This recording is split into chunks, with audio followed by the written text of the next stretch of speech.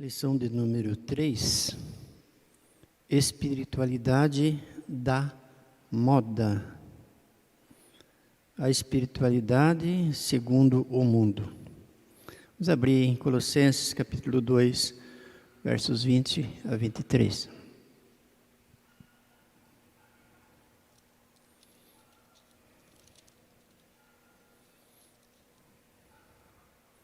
A obediência a tais práticas não vence o pecado. Se morresses com Cristo para os rudimentos do mundo, porque como se vivesses no mundo, vos sujeitais a ordenanças, não manuseieis isto, não proves aquilo, não toques aquilo outro, segundo os preceitos e doutrina dos homens, pois que todas essas coisas com o uso se destrói. Tais coisas, com efeito, têm aparência de sabedoria, como culto de si mesmo, e de falsa humildade, e de rigor ascético. Todavia, não tem valor algum contra a sensualidade. Espiritualismo, uma palavra que de certa forma está bem longe do nosso vocabulário. Por quê?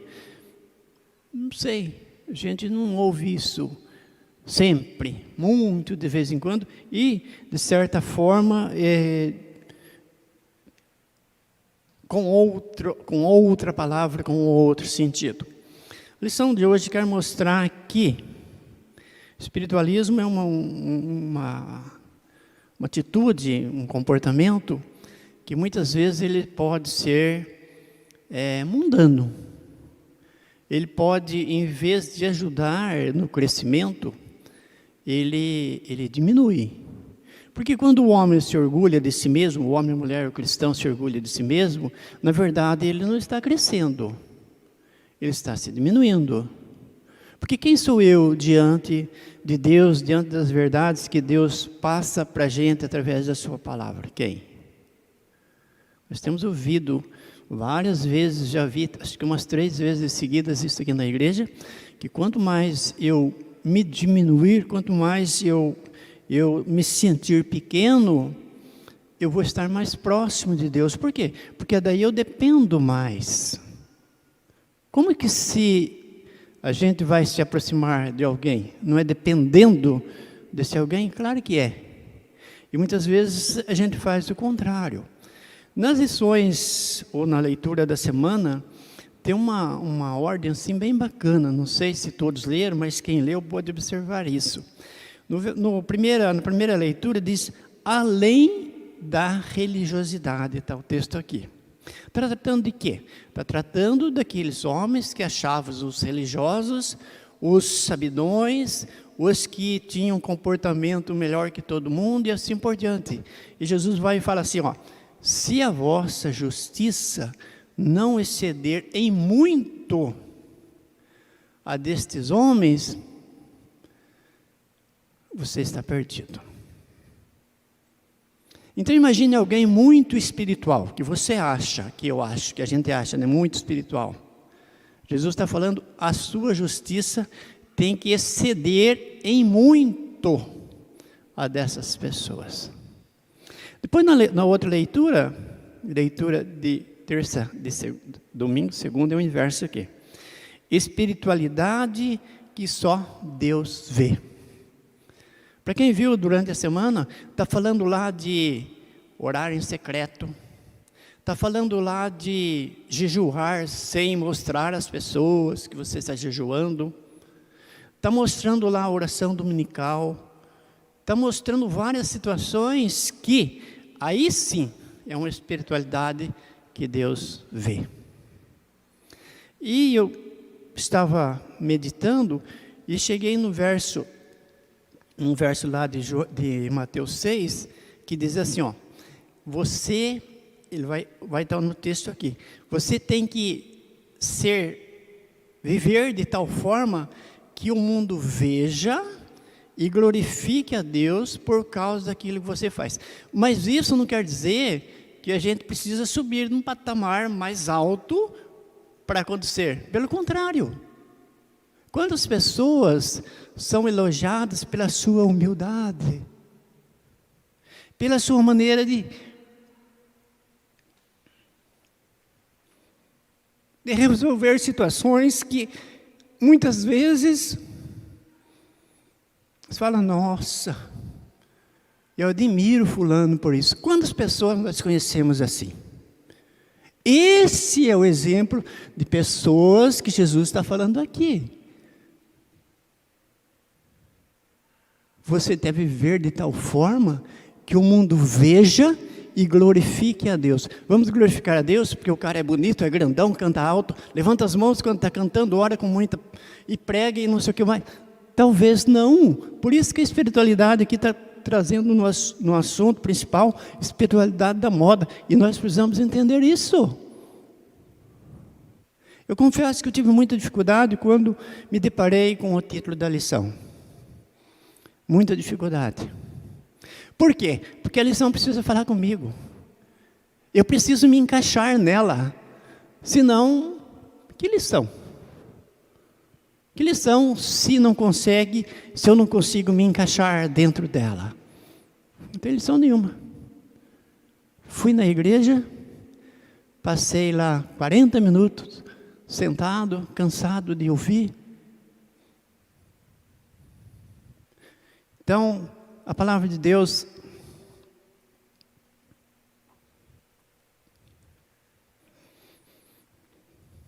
ela é viva e eficaz. Hebreus fala que ela é qual espada de 2 gumes, capaz de dividir qualquer coisa. Sabe o que é isso? Sabe que a gente para pensar? Será que eu consigo ver o que eu falo? Um outro texto da semana fala espiritualidade self. Como diz o Joaquim, misericórdia. Espiritualidade self. Gente, vamos ser sinceros. Vamos olhar para dentro do nosso coração. Se alguém aqui nunca teve um resquício disso na sua vida, levante a mão. Você é perfeito. Quantas vezes nós achamos um pouquinho melhor do que o fulano? Não é muita coisa não, mas eu sou um pouquinho melhor. Quem nunca fez isso? Então, por isso que a palavra de Deus nos orienta que nós devemos orar e vigiar. Orar e vigiar. Veja bem, às vezes nós oramos muito e vigiamos pouco, ou não vigiamos nada. É preciso que a palavra, como disse a fala do pastor de manhã, transforme as nossas vidas. Se ela não fazer isso, de que vale espiritualidade vazia, espiritualidade da moda, espiritualidade segundo o mundo? Depois, no outro texto, espiritualidade que transforma. Vamos abrir esse texto. Vocês estão com a revista aí? Espiritualidade que transforma. Mateus capítulo 6, 5, 13 a 16. Aqui está aquele texto que eu citei. Vós sois. Veja que interessante. Vocês devem ser, vocês podem ser, vocês deverão ser. Não. Como é que chama aqui os professores? Isso é imperativo? Vós sois. Vós quem? Vós que foram alcançados pela graça. Transformados pelo sangue de Jesus. A hora que alguém quiser participar, eu deixo. Vós sois o sal da terra. Ora, mas se o sal vier a ser insípido, como restaurar? Quem que falou isso, gente? Foi o João? Foi o Paulo? Foi o Pedro? Foi o Isaías? Não. Quem falou isso foi o próprio Deus encarnado. Para nada mais presta, senão para lançado fora, ser pisado dos homens. Por isso que, às vezes, eu perco a voz. Eu acredito que, quando o Espírito encarna na minha vida, isso acontece. Porque eu me vejo o nada. Se você ler de novo, prestando atenção, você vai ver quão sério é. Aí você pode falar, mas então você é esse tal que você está falando. Não, muito pelo contrário. Certa vez eu fui confrontado com alguém com respeito a alguns textos bíblicos, e essa pessoa falou, você sabe tudo, então eu falei, muito pelo contrário. Falei e repito com orgulho, quanto mais eu leio, quanto mais eu procuro entender, quanto mais eu procuro ouvir com atenção, menos eu sei, mais eu sei que eu sei menos. Deu para entender isso? Mais eu sei que eu sei menos, que eu preciso mais. E esta é a proposta de Deus através da sua, acredito, de Deus através da sua palavra para as nossas vidas, porque se ela não produzir mudança, para quê? É preciso que a gente esteja atento. Vós sois a luz do mundo. Não se pode esconder a cidade edificada sobre um monte. Nem se acende uma candeia para colocá-la debaixo do alqueire, mas no velador, e alumia todos que se encontram na casa. Alqueire era uma caixa de madeira que os mais antigos usavam como medida. Uma medida de 40 litros. Você acende a sua luz e vai lá e bota o alqueire em cima. Isso era uma madeira forte para transportar medidas, né, daquilo que se colhia. Acho que o Dinei sabe disso, acho que a Dona Teresa sabe disso, mas algumas pessoas sabem disso. Então, é o que a palavra está dizendo, nem se acende uma candeia para colocá-la debaixo do alqueire, mas no velador, e alumia todos que se encontram na casa. Que tem isso a ver com espiritualidade? Por isso que eu disse que esse texto me remexeu os meus miolos. Que tem isso a ver com espiritualidade? Muito. Nós podemos correr o risco de ver espiritualidade segundo o mundo, que a nossa luz brilha muito aqui. O aonde nos convém. Quem de nós não enfrenta situações, às vezes, que a gente quase explode, ou até explode mesmo. Depois a gente ainda fala, eu não sou de ferro, eu não tenho sangue de barata, não sei o quê, não sei o quê. Quem de nós? Eu tenho passado por essas situações algumas vezes. Mas nem por isso eu deixo de acreditar na palavra de Deus, que é uma palavra que transforma. O texto que o pastor disse, vocês devem buscar, vocês devem querer, vocês devem olhar para Deus através da palavra. Não quer dizer que eu tenha que mudar, porque eu sou incapaz de fazer isso. Mas com certeza Deus vai me moldando, para que a minha espiritualidade seja real. O final do texto, assim brilha a vossa luz diante dos homens, Para quê? Para que vejam as vossas boas obras e glorifiquem o vosso Pai que está nos céus. O que foi que eu disse de início? Que essas boas obras podem ser coisas pequenas, pode ser situações insignificantes, mas que a gente possa passar com firmeza. Às vezes a gente ouve o ditado, era a gota d'água que faltava. Que essa gota d'água continue faltando. Que essa gota d'água nunca venha para transbordar esse cálice de ira que muitas vezes está dentro do nosso coração. Por quê? Porque nós não aprendemos a viver realmente espiritualmente. Que a nossa espiritualidade está segundo nós mesmos, nosso costume, o nosso velho homem. Aquilo que muitas vezes, coisas tão pequenas se transformam em uma montanha na nossa frente. Por quê? Por quê? Eu pergunto para mim. Se quiser perguntar para você, você pergunta.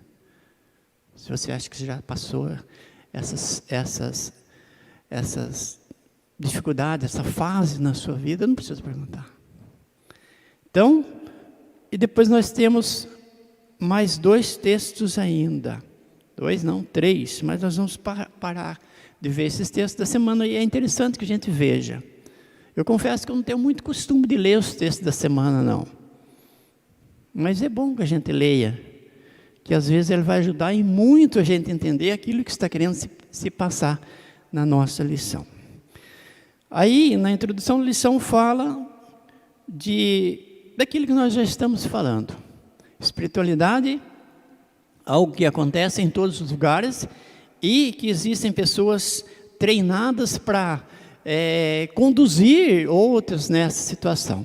E muitas vezes a gente é levado, eu digo, o povo, as pessoas, a seguir certos moldes, porque aquilo é animador, porque aquilo tem uma certa aparência de verdade, uma certa aparência de coisas boas na vida, e que no fim não é bem assim. E a lição está falando aqui que existe em todas as situações, na economia, na saúde, na cultura, e assim por diante, na política e tudo mais, existem os gurus espirituais que conduzem, que procuram conduzir, que na verdade é uma mentira. E que muitas vezes, se não cuidarmos, se não tivermos uma certa, digamos assim, se não vigiarmos, nós podemos também ser levados nesse pacote. O que não é bom para a igreja, o que não é bom para o evangelho, o que não nos faz crescer espiritualmente. Ponto 1, o que é e como surgiu, o que é espiritualidade. Nós vamos pular esse ponto aqui, depois você lê em casa. Onde e como surgiu? Nós vamos direto para o ponto 2. As manifestações do espiritualismo hoje. As manifestações do espiritualismo hoje. O escritor da lição traz aqui que essas manifestações, elas estão mais centralizadas no meio neopentecostalismo. É isso? Neopentecostalismo. Por quê? Porque a doutrina deles tem esse ramo de sequência. Para mim ser um pentecostal espiritual, eu preciso falar línguas, eu preciso ter vários dons aparentes. Eu preciso disso. Eu preciso ser batizado com o Espírito Santo, dizem eles, e assim por diante. Eles estão certos, eles estão errados, não vamos discutir isso. Mas não no nosso estudo, não é esse o caso. Vira a página. E depois ele aparece do outro lado da página uma lista de situações. Que com certeza você leu também. Eu também não vou gastar tempo aqui. Fala aqui não vou gastar, já estou gastando. Fala do riso e de paletó e de mais umas coisas aqui, que nós sabemos que são invenções humanas. Como isso acontece e que bem traz às pessoas, nós não sabemos, eu não sei. A partir do ponto 3, agora sim. Agora é importante para a gente, e muito importante. A resposta bíblica ao espiritualismo. Resposta bíblica. O que, porém, significa viver espiritualidade? E que nós já vimos. E viver em novidade de vida. Viver de acordo com a palavra de Deus. É viver de modo que o nosso comportamento possa estar edificando, unindo a igreja. Pensou se o pastor age como um espiritual desta forma e começa a se tornar grandão? A igreja vai crescer com isso? Se crescer, cresce da forma errada. Pode ter certeza. A palavra de Deus, ela é recheada de textos que nos fortalecem, que nos ensinam a viver em humildade. Se você for abrir a Bíblia e procurar pesquisar esta ordem, você vai ver que os vencedores foram os humildes. O que, porém, significa viver a espiritualidade? O que a Bíblia tem a nos ensinar sobre isso? Nos dias de Paulo também havia aqueles que buscavam uma espiritualidade mais profunda, porém de modo errado. Ele tratou sobre isso na carta aos Colossenses. Veja que o texto central da nossa lição falava sobre isso. Exatamente. Contrário àquilo que eu pelo menos acredito da palavra de Deus. Não, você não pode fazer isso, você não pode fazer aquilo, não pode fazer aquilo outro, não pode fazer aquilo outro. É interessante que quando se diz algo dessa forma, é preciso dizer o porquê. Só que nem sempre isso acontece. Você precisa fazer isso, por quê? Essa pergunta vem lá dos pequenos, que a criança começou a aprender a falar, ela já quer saber o porquê disso e o porquê daquilo. E nós, como crianças espirituais, hoje, graças a Deus, abrindo parênteses, eu conversei com uma senhora essa semana, e ela falou que ela não era mais criança, que ela comia alimento sólido espiritual. Como nós às vezes precisamos de saber esse porquê mesmo assim.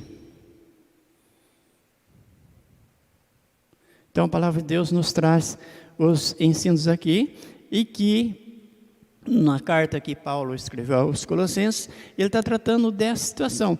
E a gente volta um pouquinho das lições passadas, que trata lá no ponto primeiro aqui da letra A, o contexto da carta, o gnosticismo.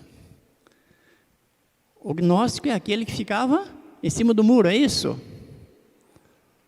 Gnóstico é aquele que ficava em cima do muro.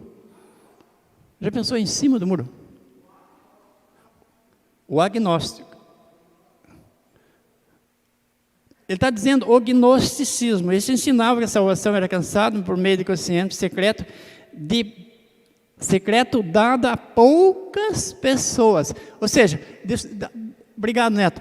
Ele está dizendo aqui que poucas pessoas, ou seja, ele estava elevando de novo a espiritualidade. Por isso que está falando desse assunto. Depois vinha o legalismo. A busca de agregar méritos à salvação por meio da prática da lei. Também era a situação que ele estava vivendo lá. Depois o misticismo era uma forma distorcida da espiritualidade. Os místicos acreditavam que era necessário mortificar a carne, até mesmo por meio de autoflagelo, como forma de elevar o espírito. Veja que o homem sempre busca isso, sempre busca o mais. Mas para mim essa lição está dizendo que nós devemos buscar o mais com menos. Interessante isso, né? sendo mais humilde. Preciso eu aparecer. Quantas pessoas não aparecem? Uns dias desse passado, o pastor deu um ensino sobre o corpo de Cristo, falando dos membros do corpo. O estômago, quem sabe a função do estômago? Depois que nós ouvimos, nós estudamos, nós sabemos, mas antes nós não sabíamos. O estômago só quer comida para dentro dele, só. Vamos cuidar dele, vamos mexer ele. Por quê? Porque é ele que faz funcionar o restante. Então é preciso que a gente aprenda isso, que o nosso lugar no corpo, a cabeça não é nunca. Nunca, nunca, nunca. E às vezes a gente vê pessoas agindo como se ele fosse a cabeça. Como se fosse, né? Mas claro que não é. Então nós precisamos aprender isso. O misticismo era uma forma distorcida da espiritualidade. Os místicos acreditavam que era necessário mortificar a carne, até mesmo por meio do autoflagelo, como forma de elevar o espírito. E o ascetismo é a abstinência de certas coisas. Foi o texto que nós lemos ali de Colossenses capítulo 2. A letra B, o sentido do texto. Vamos dar uma olhada aqui.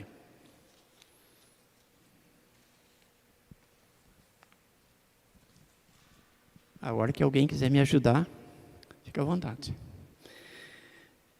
O texto básico aponta justamente para o fato de alguns colossenses buscarem a verdadeira espiritualidade por meios errados.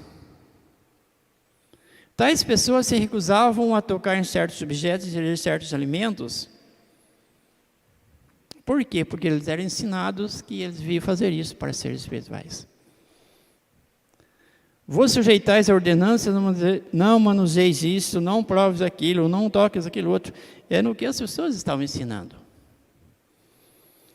Paulo, porém, afirmou que certos objetos e alimentos não passavam de coisas que perecem com o tempo. Essa é uma passagem, uma parte bem interessante, porque a nossa espiritualidade, ela tem que ser algo que permaneça. Às vezes, a gente percebe pessoas que estão vivendo uma época de espiritualidade alta. Daqui a pouco aquelas pessoas dão aquela murchada. E a gente, como costumamos dizer no nosso dia a dia, ficamos com o pé atrás. Como que pode? Fulano estava tão animado, agora deu aquela desanimada. Nós não entendemos isso. Nós não conseguimos entender. Não, ele está com dificuldade, está com problemas importantes. Nós não conseguimos entender, mas nós sabemos que a vida cristã e a nossa espiritualidade, segundo a Bíblia, ela é sempre crescente. Nem que vá devagar, nem que vá a passos lentos, mas ela precisa estar sempre crescente. Afinal, nada disso era capaz de produzir uma espiritualidade verdadeira.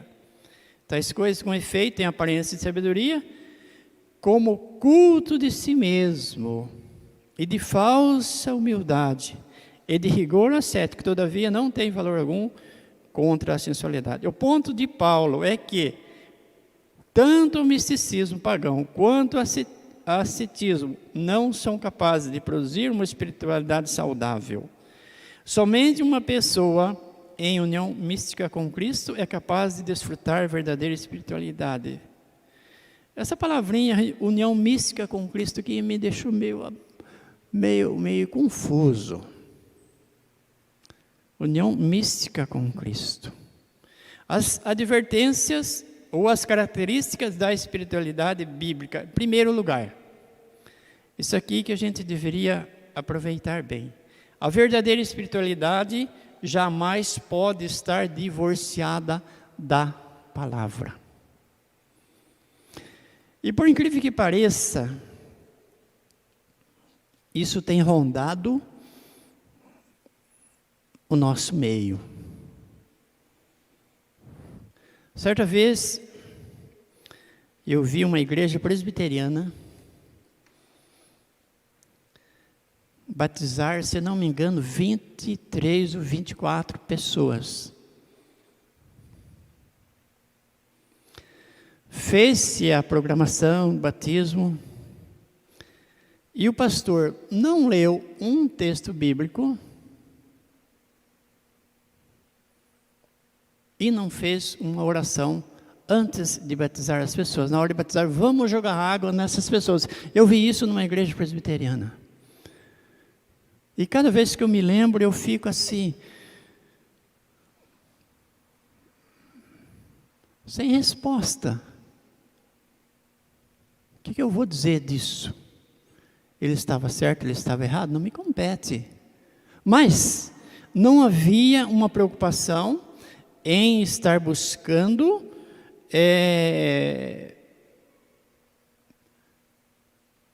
firmeza na palavra, buscando base na palavra. Já pensou? O pastor reúne aqui 20 pessoas para ser batizada. Fala as palavras dele, vamos jogar água nessas pessoas. Gente, não é isso. É batismo. É chamar as pessoas à união do corpo.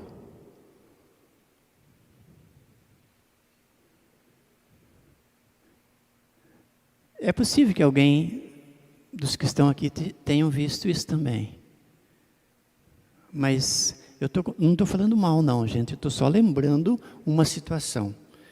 As características da espiritualidade bíblica. Em primeiro lugar, a verdadeira espiritualidade jamais pode estar divorciada da palavra. Essa deve ser a principal característica de qualquer movimento que realmente preza por uma espiritualidade genuína e profunda. Genuína e profunda. Preciso falar mais alguma coisa? Não. É que nem o pastor cita sempre um copo cheio, um copo meio cheio. Não, o copo é cheio e acabou. Não precisa mais detalhe. A Escritura somente ela deve ser o seu fundamento. Fundamento do quê? Da espiritualidade.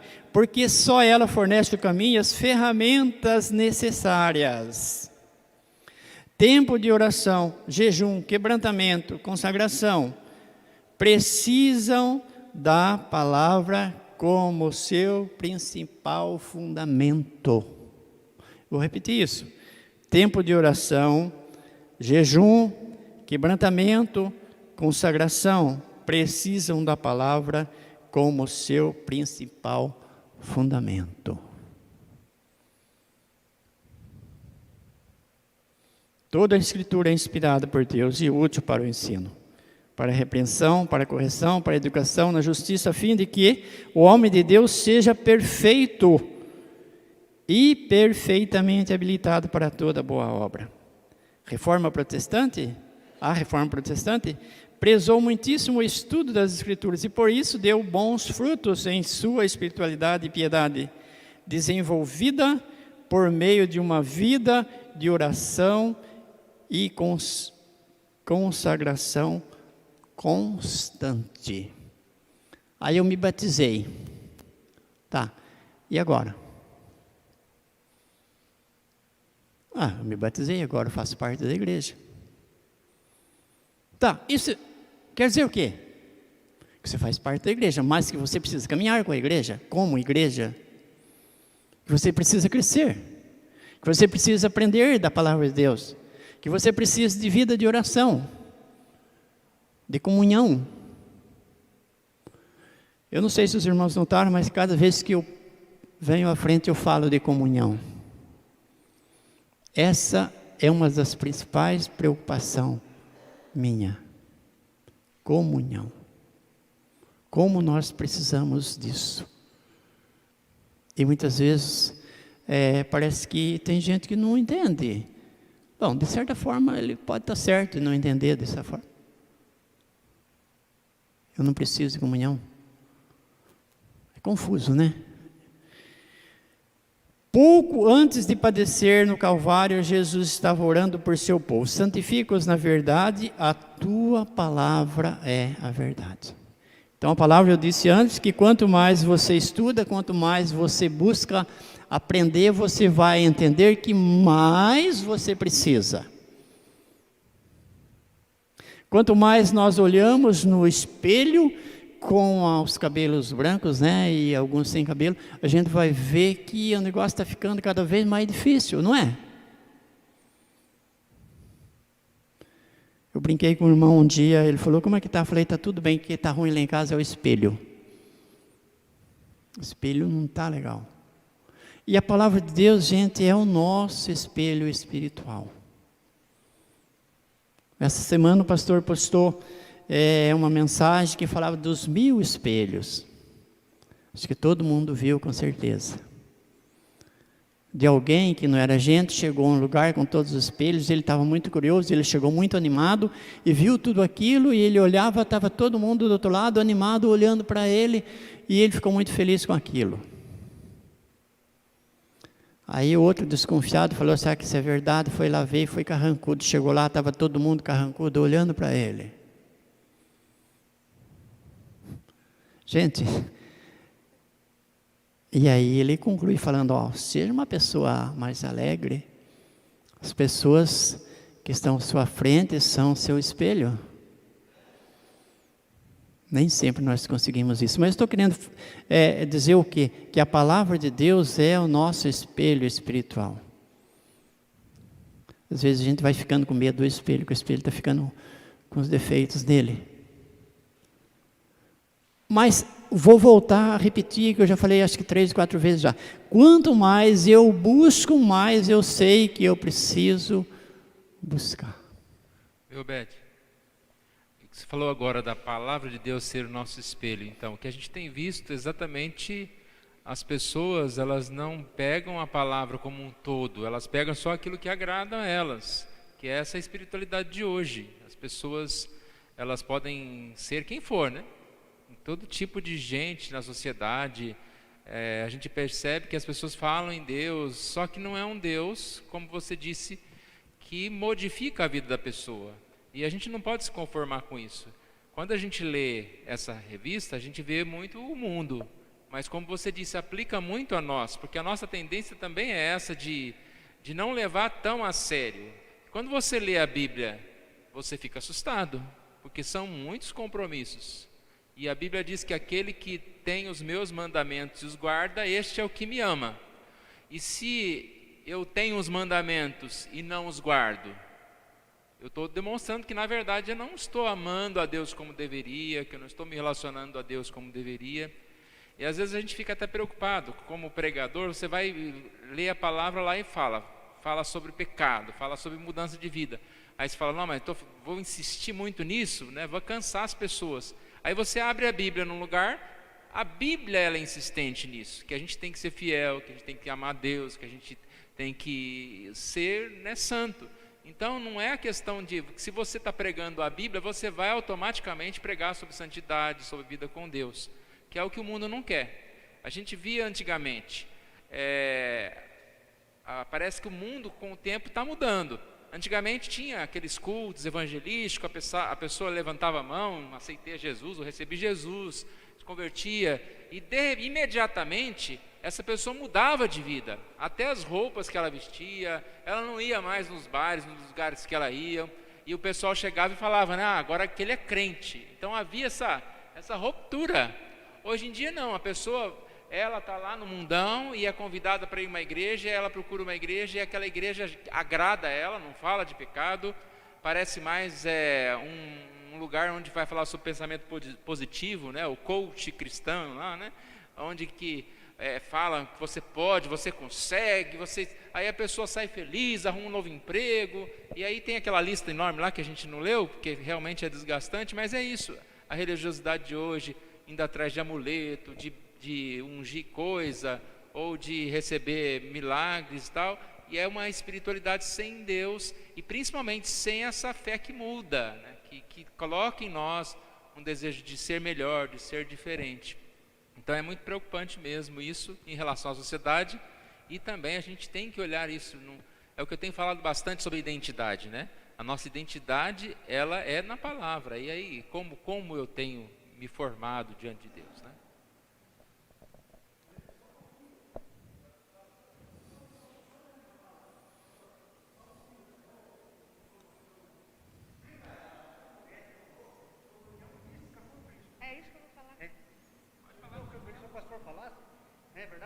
Eu vou falar, daí o senhor cumprimenta. Então, é isso que eu ia falar, seu Obed, aqui. Quando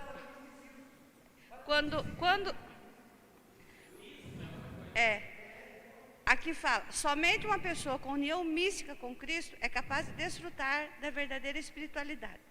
Se nós pegarmos aqui, Colossenses 3:4, quando Cristo é a nossa vida, se manifestar, então vós também sereis manifestado com Ele em glória. Então, quando nós vivemos com Cristo, Cristo, nós vamos refletir. O que fala lá? Vós sois o sal da terra, vós sois a luz do mundo. Nós temos que refletir essa luz lá fora. Nós temos que ser o que nós somos aqui, lá fora. Eu entendi esse contexto de místico aqui, de Cristo, nesse contexto. É isso, pastor? A união, a gente tem que estar ali. Aí que chegou. Veja bem, o misticismo, no caso, esse ismo aí que me pôs coisa na minha cabeça.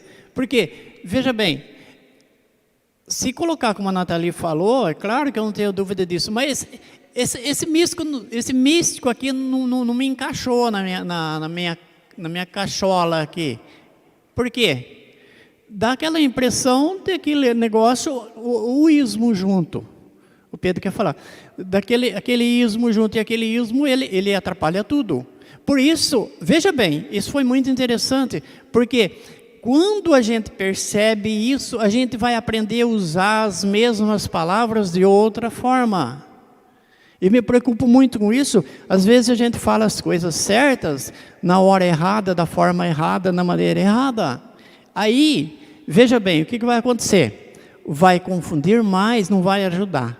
Então, por isso que eu disse que quanto mais a gente lê, e mais a gente estuda, mais a gente vai perceber que a gente sabe menos. Está entendendo onde eu quis chegar? Então foi muito ótimo, esse foi bom, muito ótimo levantar essa situação. Pedro. Sobre essa questão, né, que o Beto levantou aí, eu também fiquei também com essa suspeita aí do ismo aí, né?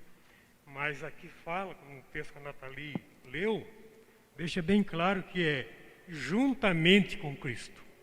Então vamos trocar essa palavra aí, que o comentarista colocou, como estar juntamente com Cristo em Deus. Então nós vamos brilhar, mas não é nós que vamos brilhar. Exatamente. É por isso que eu disse que às vezes a gente fala a coisa certa de uma maneira que não é tão certa. Por quê? Nem o Joaquim levantou. É um místico com o ismo. Juntou uma coisa com outra e não ficou tão legal assim. Tá bom? Com certeza, é disso que nós precisamos. É isso que a gente tem que entender e isso que a gente tem que buscar praticar no dia a dia. Porque a hora que eu começo a achar que eu sou o bonzinho, que eu sou o melhorzinho, é o inverso. Eu não sou o melhorzinho nem o bonzinho, eu sou o piorzinho. Pode ter certeza disso. É João que falou a palavra que a Nathalie citou. Convém que ele cresça e que diminua eu. Por que ocorreu a situação? Porque todas as pessoas estavam indo para João. João batizava, João era a pessoa que revolucionou o momento. Ele veio para preparar o caminho. Então chegou essa hora que todo mundo procurava o João. Aí o João falou, não, eu não sou quem vocês estão pensando. Vocês estão pensando que eu sou o Cristo? Não sou. Convém que ele cresça e que diminua eu, ou seja, ele sim, eu não sou digno nem de abaixar e de amarrar a sua sandália. Então, cada dia, essa deve ser, a gente é meio, não é bem assim, mas essa deve ser a nossa atitude dia a dia. A partir que eu me diminuir, a partir que eu me humilhar diante de Deus, a palavra diz assim, humilhai-vos diante de Deus, que Ele, ao seu tempo, vos exaltará. Você falou, episódio lá do pastor lá que batizou várias pessoas lá. Você ficou triste naquela situação. Muito chateado. Você ficou chateado, eu ficaria. Né? Por quê? Por que o pastor fez aquilo lá? O pastor Herbert está aqui e tem outros pastores nos ouvindo. Viu? O pastor, ele sabe, ele estudou para aquilo. O pastor tem lá o manual do culto, tem lá a Constituição da Igreja Presbiteriana do Brasil. Ele veio para a Igreja Presbiteriana do Brasil, ele confessou os dogmas, entendeu? Ele aceitou.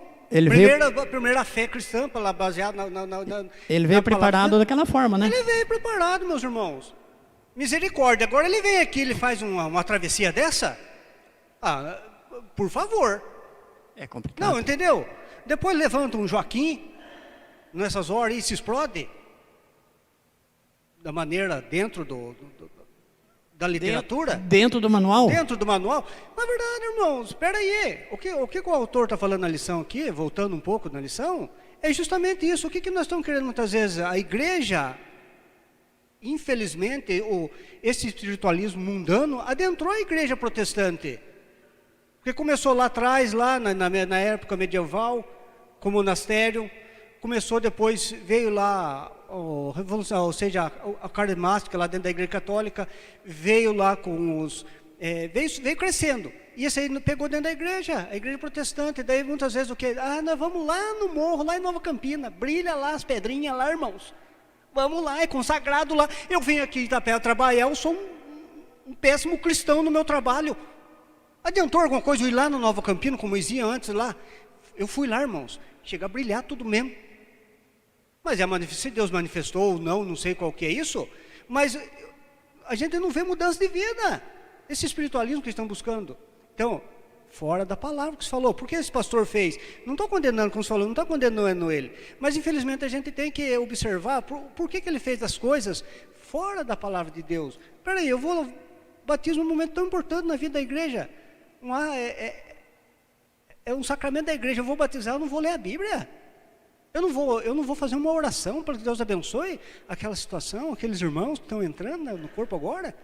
Talvez seja uma falha desse pastor, o conselho da igreja talvez corrigiu naquela época, entendeu? Mas eu quero dizer, muitas vezes a gente leva, eu sou espiritual, não preciso da Bíblia mais. Na verdade, nós temos um manual a seguir. Tem um amigo meu que disse que ele compra um objeto e enquanto ele não lê todinho o manual, ele não faz nada com aquilo. E talvez você faça o mesmo. Vamos ligar logo esse negócio aqui para a gente ver como funciona. Deu certo? Deu certo. Passou por cima do manual. Deu errado? Aí vai ver o manual. O negócio queimou. Mas o que você vai falar agora para quem vendeu? Ele perguntar se você leu o manual, você vai falar o quê? Não, eu pus na tomada lá então você perdeu a garantia. A gente está cansado ou não? Cansado seria uma palavra ruim. Mas a gente ouve sempre. O nosso manual, o manual do cristão é a palavra de Deus. Por isso que ele está dizendo aqui, a verdadeira espiritualidade é fruto de estudo, do conhecimento e da prática da palavra. Prática da palavra. O pastor cita muito isso, prática de esporte, prática de várias coisas, prática de fazer bolo, né, pastor, e assim por diante. Veja bem, você depara com alguém que está acostumado a fazer alguma coisa, que ele está prático naquilo, você fala assim, nossa, isso que eu faço também, é tão fácil fazer, você vai fazer, você não consegue fazer. Não é isso? Se você nunca fez torta holandesa, vá tentar fazer, ver se você consegue fazer. Se você nunca fez um churrasco, vá tentar fazer, ver se você vai fazer igual alguém que faz sempre. E assim por diante, a palavra de Deus é diferente. Nós temos um manual, e esse manual tem que ser lido, conferido, meditado e praticado no nosso dia a dia. Senão, ele não tem valor. O mundo fala que a Bíblia é papel. Papel aceita tudo.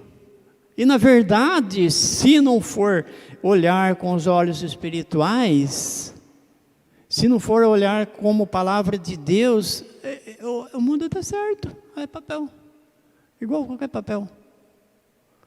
Mas eu disse antes que ela é a palavra de Deus, e a palavra de Deus é o quê? O que foi que eu disse? Viva e eficaz. É qual espada que é capaz de dividir qualquer coisa que você pensar.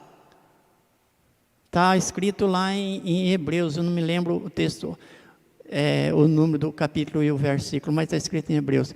Ele é capaz de dividir juntas e medulas. Tem ideia disso? Por isso que a palavra de Deus transforma. É através do conhecimento da palavra que nós conhecemos a Deus e a Jesus, o sacrifício, o plano de Deus para a salvação, para a nossa salvação, senão é impossível. Eu diria até que é impossível ser um cristão que viva uma vida espiritual de verdade, sem conhecimento da palavra de Deus. Apocalipse no capítulo 1 fala assim, bem-aventurado, abre para mim quem tiver mais rapidez aí com essa máscara e tudo. Apocalipse capítulo 1. Bem-aventurado os que... Eu vou fugir a ordem se eu for falar. Lourdiane.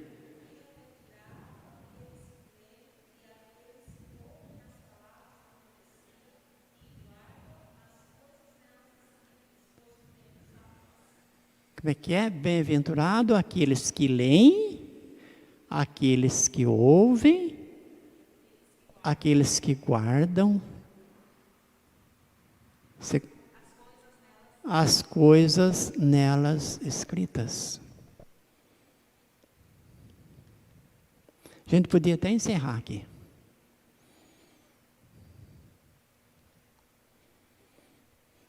Eu conheço uma pessoa que ele não gosta de ler, mas ele gosta de ouvir. Ele sabe ler, ele enxerga, mas ele não é chegado à leitura, mas ele gosta de ouvir. Ele está dentro desse contexto. Mas além de tudo isso, é preciso guardar. E a gente vai aprender a guardar como? Com exercício da prática. Em segundo lugar, a verdadeira espiritualidade jamais pode estar divorciada do quê? Do corpo de Cristo.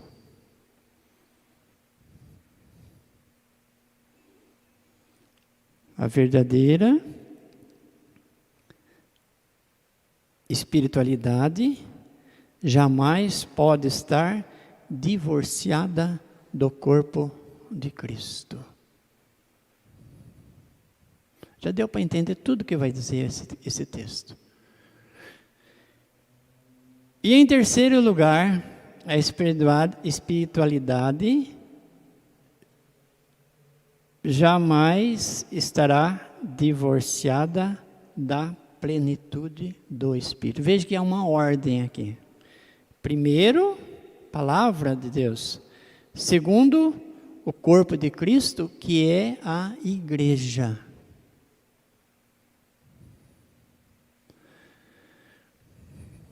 E em terceiro lugar, da plenitude. Verdadeira espiritualidade jamais pode estar divorciada da plenitude do Espírito. Acredito que nós podemos buscar isso sempre e nós vamos alcançando aos pouquinhos. Alguns são privilegiados, correm mais rápido, né? Outros mais devagar, mas todos chegarão lá. Já tocou os 3 sinais? Os 3? Deixa eu só ler rapidinho aqui, essa terceira aqui.